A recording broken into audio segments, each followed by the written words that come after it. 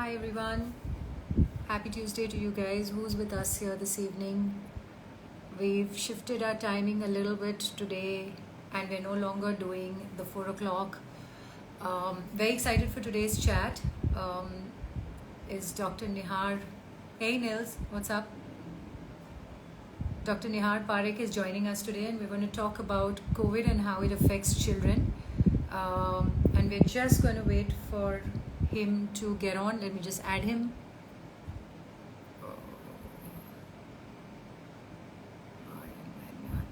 There you go. I'm not able to send you a request. Dr. Nihar, can you? There. Okay. There it comes. Hi Dylan. Hi Akanksha. Who else is there with us here this evening? Hi Shweta. Nice of you guys to all join. Hi Dr. Nihar, how are you? Hi Aanchal, how are you? Can you hear me? I can hear you very well, very well. Okay. So I'm going to introduce you first, Dr. Nihar. So we have with us Sure. this evening Dr. Nihar Parikh. He's a pediatrician and he's also the director at Cheers Childcare. He's also someone a lot of my close friends highly recommend. Apparently the care you give to children is exceptional. So that's amazing. And thank you to you for all the work that you're doing right now in these times. And it can't be easy, but it's also important to share information. So thank you for taking time out and being on this page right now. So no, I want to sorry to interrupt. I just want to thank you, Aanchal, for providing this opportunity to express the current scenario and spread the word, because I think it's extremely important. We've done a lot of these before, but I think more the merrier here. Yes, I know. Parents are petrified. People are petrified. I feel like I have a meltdown every morning when I read the newspaper. Correct. I had one this morning, and I just really wish and pray that all this goes away super fast. But let's dive right in, Dr. Nihar. We've been told from at least my understanding that the first wave of COVID when we had, it was not that variant was not really affecting children. But apparently the new one is. Am I right, or is it, or was it always there, and it's just more widespread? So there are two reasons why this is happening. Okay. The most commonly thought of, actually, you know what, we've got the IAP guidelines come out for COVID management in children. Okay. I think last week they came out, and there was a big conference as well, because it was so new in children that pediatricians across the country actually had to sit down, get their minds together and come up with a very, very clear sort of plan of action of why is it happening, number one, what is the reason behind it, happening in kids, how bad it can get, and how we can be prepared for this just in case it gets worse. Right. Now, because adults, last entire year, people have been masters at management now. Correct. And even though they have so much of experience, the physicians, we are still having people suffer a lot, getting admitted in the ICUs and requiring ventilators and oxygens. And worst case, even younger people are getting involved. So that's where I want to start. Right. That kind of determines the change in the virus. There is a change, there is a mutation that has happened. It came from UK, it came from South Africa, it came from Brazil, which was a variant strain which started infecting and affecting children. It started affecting elders most severely, and even the younger generation of 35 to 55 started suffering and getting the most severe form of the disease. So yes, the virus has mutated. Over the last 1 month, we have narrowed the mutation down to something called a double mutation. And a double mutation is the B1617, which is so actually novel to our state that it's called the Maharashtra variant. It's called, the name given to it is, it's called a VOC, variant of concern. The name is actually given to it as the Maharashtra variant because that's where it came first. And this is the one that started infecting children, affecting children. So that is the number one cause, that there is a change, a double mutant variant, which is more virulent and more aggressive in nature. And the second reason is our laxity, which I don't blame any parent, but over the last 2 months, in Jan and Feb, people let loose a little, they were cooped up, they were going cuckoo at home, especially children are no treat to handle. Yes. Yeah. And they have a tough time at home. So, first wave was under control, things were opening up. Goa was kicking alive, Maldives was kicking alive, birthday parties started, people started gathering for house parties, going down to play, and kids were being kids, you can't blame them, pulling their masks down, hugging, kissing, screaming, shouting. And that's bam, when the virus changed its mutation very smartly at the right time, and that's when we started getting a lot of positive cases in children over the last month and a half to 2.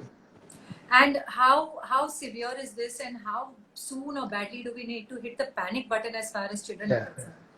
So, 2 months ago, when we started seeing back-to-back cases every day with children presenting with similar symptoms, high-grade fever, body ache, that on examination, the typical red throat, stomach cramps, loose motions, severe headaches, sick-looking children.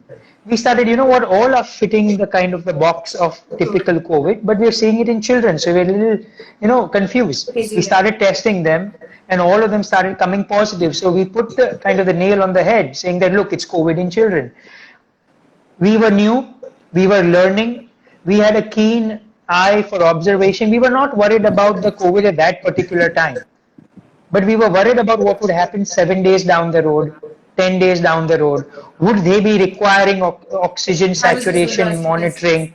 Yeah. Would they require oxygen? Would their lungs were they going to get involved in the lungs? Were they going to require intensive care? Because the government of Maharashtra has no May arrangements for kids. Right. The government of Maharashtra was not aware. They had no protocols for isolation in children. So after testing a child, finding the child positive, nobody knew how to manage that particular child who's infected in the family. What to do, what not to do. So we followed through. We started following through.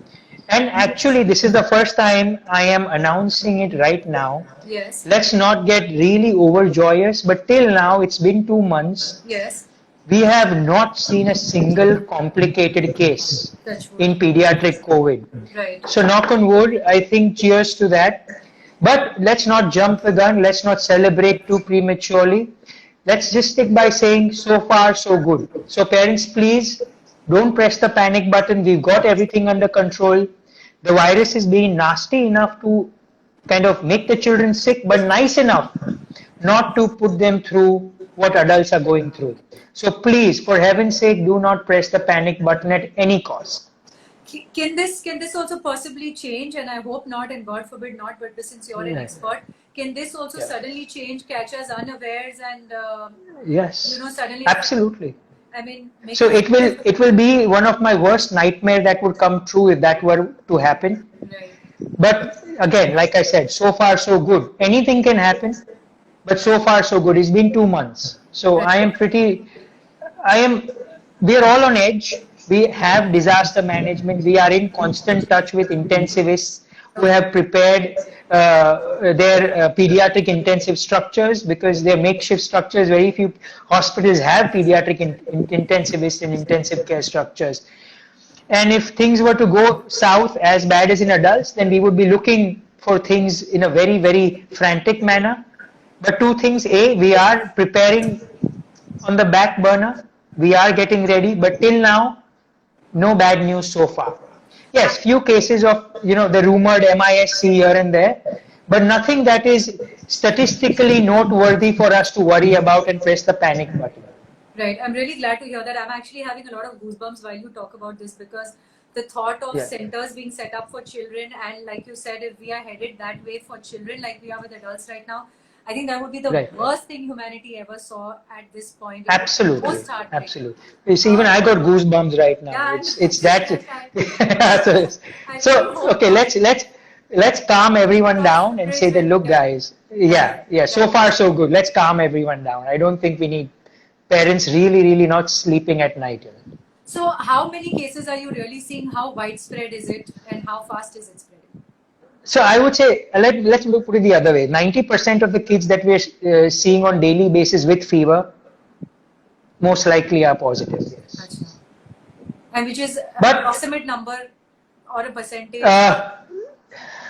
Let's see. What happens is age-wise, but every third to fourth household right now is having a kid with fever and typical class. Because see, the COVID has entered. See, you must have read the papers today. Yes. The government is insisting that mask up at home. At home. It's Yes. never been done before in Yes. our country. Why? Let me give you the reason behind it. Please do. It's because COVID has entered homes. Now, in the 40 to 50% of the kids who we feel have COVID and we talk to them, it comes as a little shock to the parents. So, doc, we've never stepped out of the house. We've been absolutely diligently following isolation, hygiene protocols, not going down over the last 3 months. And this is what is happening. I think there's something we should, I can't believe it. I said, look, you know what? COVID is, for a lack of a better word, slightly airborne. Right. Where initially we used to think it's only a droplet infection. So when you cough or you have a cold, the virus travels to the next person, and if the person is not there, and settles down on surfaces. Correct. Now it's But now, no, they have known to kind of exist in particles so small that they can stay afloat in the air for hours. So even if two persons ago, the person using the elevator before you went down in it, coughed and sneezed without a mask, and you enter the elevator seeing nobody put your mask down, it's going to go in. And then once it goes in, so up to 3 to 4 hours is when they stay airborne. But you know, the math is very difficult to do. So. Right. Okay, so now assuming that we have children in the home who do have COVID, how do we do the whole isolation care process for children? There's also the whole psychological effect of leaving children alone, quarantining them, locking them in a room. The whole ballgame changes with children. Absolutely. So we have set protocols. Children above 10 can be isolated and can take care of themselves in a separate room. Okay. For 10 days from the start of the first symptom. Children above 10. Between 3 and 10, let them be taken care of by one parent taking full responsibility, either the father or the mother, in a separate room with the mask on 24/7. Less than 3 years of age, I think the mother doesn't have a choice because some of them are still breastfeeding, they're more attached to the mother, they're more manageable by the mother, father would find it difficult. So if the child less than 3 years of age is positive, the mother, kind of steps up, wears a mask 24/7, maybe even a double mask, and stays in that room all the time for 10 days from the start of the symptom. But at no point can a grandparent or a parent above the age of 55 should be given the responsibility of taking care of the infected child. And whichever parent, because they tend to bear the maximum repercussions. So I would not advise that particular thing. Correct. So that parent needs to step up, maybe use a single N95 mask or a double mask with a surgical and a cloth mask, and be with the child all the time. So one surgical plus one cloth mask. So it's either 2 cloth masks, it's either one surgical layered by a cloth, because cloth masks are just a fashion statement. They technically. Correct. I mean, every second parent with a cloth mask has the cloth mask still here, is gone for a couple of washes, it's lost its elasticity, it's not forming a good seal. So if you have a cloth mask, I would want a sort of a surgical mask inside it, wear a cloth mask on top of it, make sure the surgical mask is covering the nose and under the chin, and if it's an N95, you don't need anything else. Got it. Okay, and now what is your take on vaccines for children? Are we headed that way? Are we, the vaccines that are available now? So now they're actually, Pfizer and BioNTech are in the phase 3 trial for kids above 10 years of age, 10 to 16. So that should roll out in the US in a month or two. Maybe we would get the Indian version of it through Bharat Biotech or Serum Institute 3 months after that. So post 10 years, I would expect 6 months. But from 6 months of age onwards, I think it's still going to take another year, is my prediction. Okay. And so how do vaccines, also just digressing a little bit, pan out for mothers who are pregnant, breastfeeding, also for women who want to conceive? how does the vaccine work? So I'll tell you what. This is, the vaccine is so new. When you determine certain protocols for certain special case scenarios like pregnancy, breastfeeding, women planning to conceive, you have to take those kind of 50 women, 300 women, inject the vaccine in them and study it. Yes. And then it comes out. Yes. The shocking thing is a normal vaccine to make takes 8 to 10 years. 8 to 10 years. We've made the vaccine, trial stage 1, stage 2, clinical trials, FDA approvals, patents, takes 8 to 10 years. That's what a flu shot took to make. Our vaccines of flu, because of the fast tracking, has come out in 8 to 10 months. So, with that kind of a fast track, it's very difficult to use those special categories to study them. They were only studying it in categories that needed it the most. That's the elderly people and then the younger lot. Correct. So in breastfeeding mothers, the latest norms say, it's not being tried out, but it should be very, very safe in breastfeeding mothers. Okay. It is not a contraindication. If you're breastfeeding, it is not a no-no to take the vaccine. Okay. So I would encourage all breastfeeding mothers to take the vaccine. Okay. Number 2, pregnancy. What is believed is when you take a live vaccine, it spreads all over your body, the antibodies, causes a mini disease. Now, if you're in your first 3 to 4 months of pregnancy, where the organs are still being formed of the baby, any slightest viremia or viral infection can cause dysmorphogenesis or baby not being born properly. Yes. So that's a problem. And if the mother takes the vaccine in 6 to 7 months of pregnancy, she may get a little higher disease which may induce premature labor. Correct. So that's another issue. So pregnancy is not yet a very, very clear-cut indication, and I would not still suggest pregnant women to kind of really, really wait for the right time. It's very risky. And what about mothers In women, who conceive? Please don't conceive for the next 6 months. Take the vaccine, stay alive. Stay alive. Stay alive and plan 6 months down the road. This is not the time to bring children in the world at all. Correct. But people are doing it, and it's Why? I mean, I'm with you on this completely. It's not. Yeah. It can wait. Take your vaccine, get protected, save yourself, save your family, then bring the baby in the world 6 months, year, 2 years later. Nothing's going anywhere. Yeah. But just to answer the question, if there are mothers who are conceiving, and is it safe for them to take the vaccine? Not safe. It is as risky as taking it in the first 3 months of pregnancy. So I would not.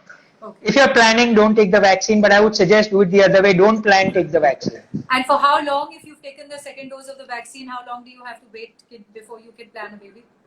I would say 2 to 3 months is fair enough. Because then it's out of your system. Yeah. Okay. Correct. You have enough immunity and the viremias. There's no risk then. Okay. I'm just being a little more sort of cautious. You can do it much before, but I think it can be okay. 3 months is a good time. Correct. Are the symptoms, I'm going to take this question, are the symptoms the same for children as it is for the I'm very, very glad someone asked this question. I think I'm requesting every parent to understand that COVID in children is very difficult, very different than COVID in adults. So don't self-medicate, don't self-diagnose, don't do your HRCTs and X-rays and don't expose them. A CT scan exposes a child to 20 times more radiation than an X-ray. It's a huge amount of. So please, in children, it doesn't reach their lungs. It's not that bad. You don't need to monitor saturations. So standard protocol. You're an intelligent parent, your child has fever, pick up the phone, talk to your pediatrician, everybody mask up at home. Number 1. Number 2, isolate the child like we discussed before, age appropriate isolation. Number 3, give fever medicines for up to 48 hours. Okay. In 40 to 50% of the kids with COVID, the fever goes away in 2 days. Okay. If the fever lasts for more than 48 hours, go see your pediatrician. He will clinically confirm the presence of COVID. He will run some basic, he or she may run basic blood tests to see if there is no other cause of fever and see those typical signs of COVID in blood work, which are low counts, low platelets, slightly raised CRPs.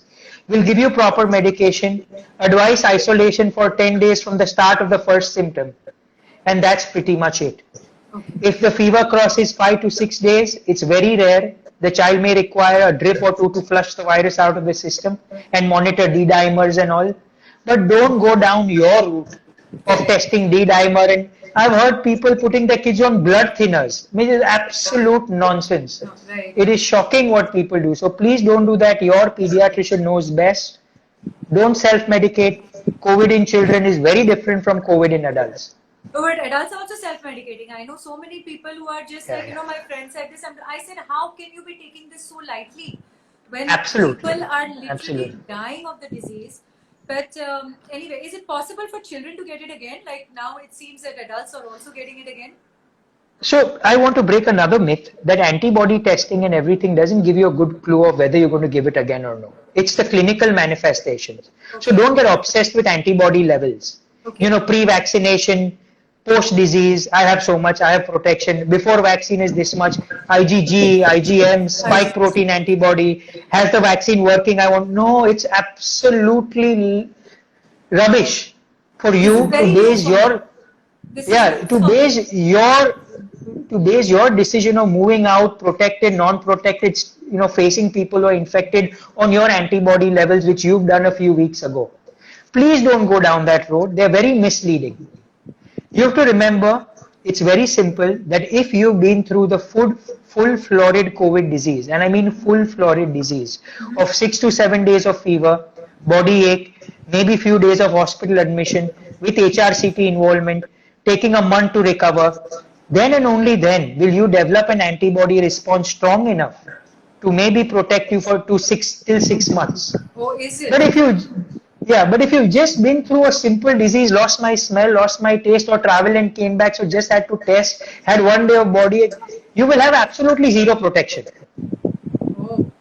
So don't, so people say I've been through COVID and now I cannot get it again. Being through COVID is actually being through the florid disease. And then you may have protection lasting for up to 6 months. But being through few days of discomfort and a positive test, self-recovering at home in 4 to 5 days with nothing else, you can consider yourself as vulnerable as not have ever had the disease. So this is very new to me because my understanding of this was once you've developed antibodies, you're safe. So 2 parts to this question. You're saying that you can very well get it again, but also what about spread? If you've already got the disease and you have antibodies, can you still pass it on to someone else? So that has nothing to, whether you get the virus, harbor the virus is one aspect. Yes. The virus growing in and again reinfecting you getting the disease is another aspect. But if the virus is in your nose, it only depends on whether you have symptoms or no, which is going to tell you how much you're going to spread the disease. So like for example, if the virus is in you, you've already got the disease, but you have antibodies, yes, you yourself are protected against getting the disease from the virus. But how hygiene friendly you are and what restrictions you still keep is what is going to determine whether you can infect someone else. So if I, put a finger in my nose and touch someone else, that person is going to get the virus, irrespective whether I have antibodies or no, irrespective whether I have had the disease or not. If I sneeze and I'm having the virus, I can still infect someone else even though I won't get the infection. So it all comes down to stop over analyzing antibodies. Just keep wearing your mask in public. And if there's someone sick at home, mask up at home. There is nothing better than, there are only 2 things that will save you and your family in the COVID. And distance. Masking up and vaccines. That's it. There is no medicine also yet there. No remdesivir has been documented, no tocilizumab has been documented. Especially in children, it's a strict no-no to start off with that. I'm going to play dumb here for a second and repeat a part of this question that people who've had COVID and have developed antibodies and have had it about say 3 weeks, 1 month ago, they can still possibly be carriers for COVID even if they're asymptomatic? They can be asymptomatic because they have some amount of antibodies to prevent the disease in them. But if they've caught the virus, not from their infection, but someone else's virus again, right, which is a fresh infection, a week or 5-day old, they can still give it to other people. So that is no excuse for not wearing masks or stepping out without mask. Okay, so I'm going to digress from children a little bit here and just ask you then how are we going to achieve herd immunity if people can get the virus again and again? How do we So herd immunity. Virus?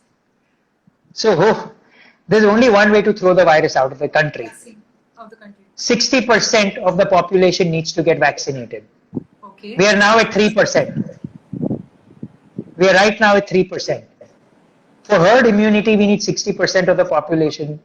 So please, go get your jabs ASAP. Until that time, wear your mask at all times and follow government norms of restriction or lockdowns or semi-lockdowns.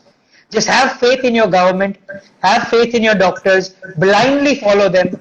Don't be a hero when you don't need to be a hero. And we will get out of this safe and sound. But there is, see, till 60% of the population is not vaccinated, there is going to be a third wave. There is going to be a fourth wave. The number of waves will keep coming, but how severe they are will depend upon how much of our population and how quick our population gets vaccinated. So please, please, please take your jabs. But how effective are these jabs now against the new variants and mutations? You know what is something better than nothing? It is proclaimed that it can protect 70 to 75% in a regular strain virus immunity, that is 2 weeks after the second jab. Right. 50 to 60% there is cross protection against the variants, which is good enough, and mark my words, which is good enough to give you 100% guarantee that you will not reach the hospital or the ICU. Yes. Correct. It is 100% guarantee that you will not die of the disease. Right. Which is, I think people should focus on that rather than 60%, 70% mutant, non-mutant, co-vaccine, Covishield, forget everything. Take what you Just focus, take what you get, take it as soon as you get, ASAP, wait for 2 weeks after the second shot, and I guarantee you, you will not reach the hospital. Okay. And from a very scientific point of view, how soon are you seeing us getting out of this? Are we getting out of this? Or are we going to just live with this for the next few years? I think, like I said, scientific explanation is we need 60% to get out. We need 60% herd immunity, 60% of our population to get vaccinated, to develop herd immunity, for these waves to stop. Otherwise, the waves will keep coming, keep coming, keep coming. So my understanding of virus, and it may be very restricted, was that when viruses start mutating, their virility reduces. How is it that this virus virility is increasing with every mutation? And first of all, is it correct? See, the virus on the whole is a very virulent and aggressive virus. Yes. So the first strain of the virus that came, none of us had antibodies. We were not protected. So the severity of the disease was massive.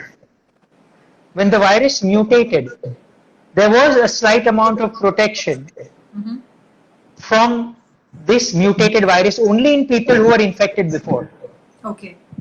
So this virus still had the same amount of virility or slightly lesser, but the people had zero protection.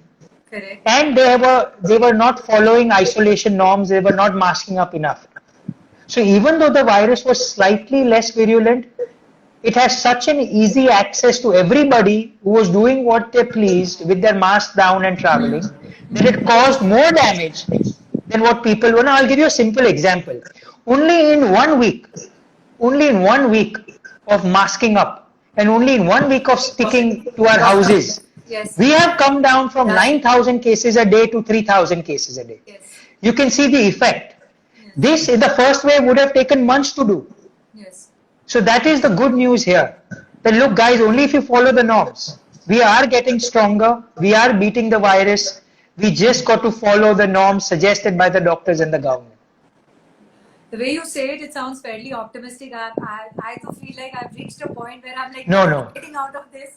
Let's be scary and bleak that it's just, No, we have nothing but, like I said, vaccines, masks, and the last most important thing is hope.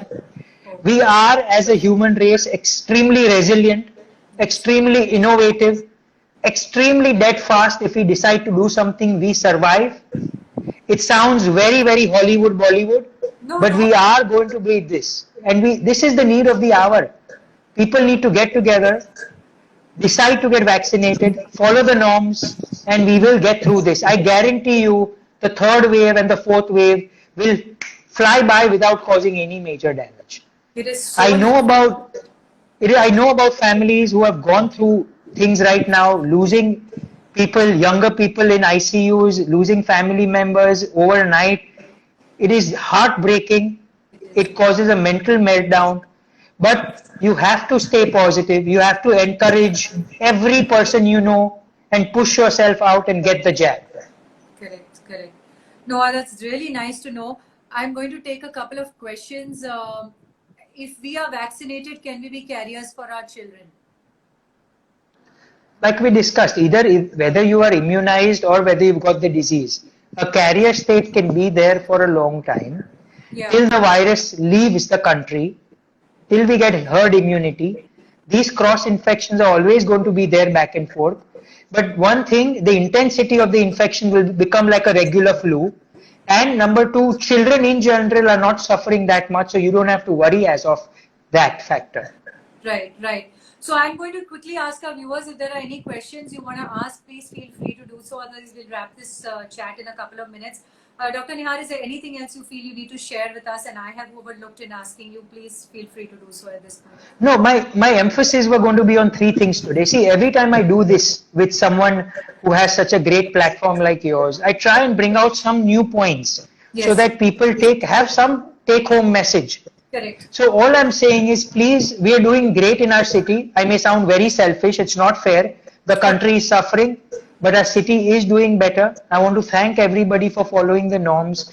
Please wear mask at all times. Even if there's slightest indication of some child or adult being sick at home, everybody mask up immediately for 10 to 12 days. And please, please, please take your vaccine as and when the government provides. Don't hesitate. Doctors are there by your side to protect you.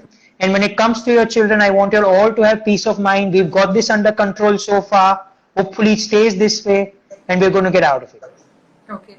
Thank you so much. I'm going to take this one question. How do we take care of baby? We've discussed this, stressed my end.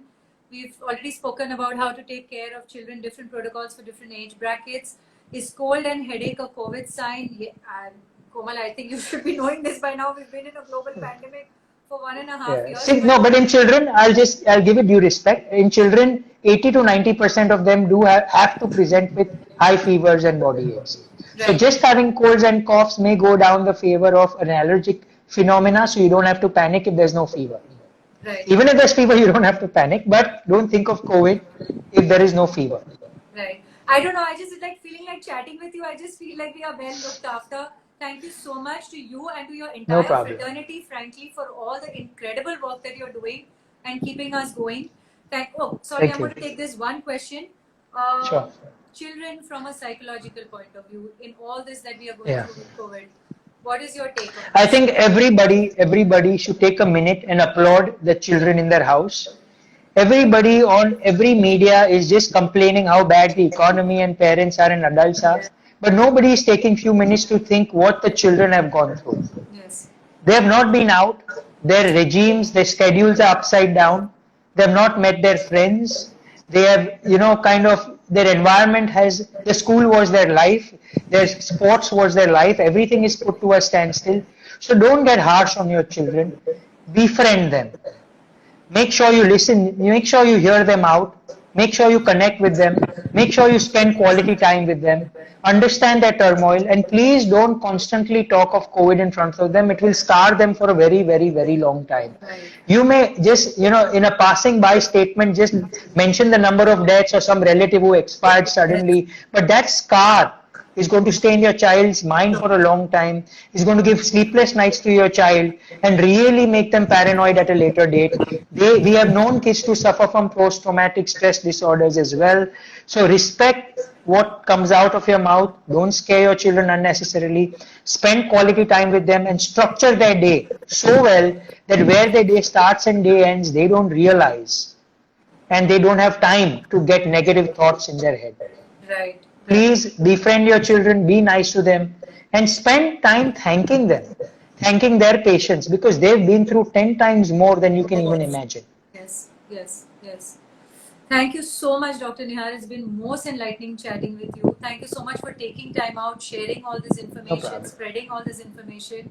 And thank you for all the service that you are doing on behalf of everyone who's on this chat. Thank you so much. And I Thank you for your hope trust. we're out of this Yeah. soon and that we don't have to have another chat with you. Yeah. No, we'll chat to celebrate then. Yes, please. Yeah. Thank you. Stay safe, everybody. Take care. Bye-bye. Bye.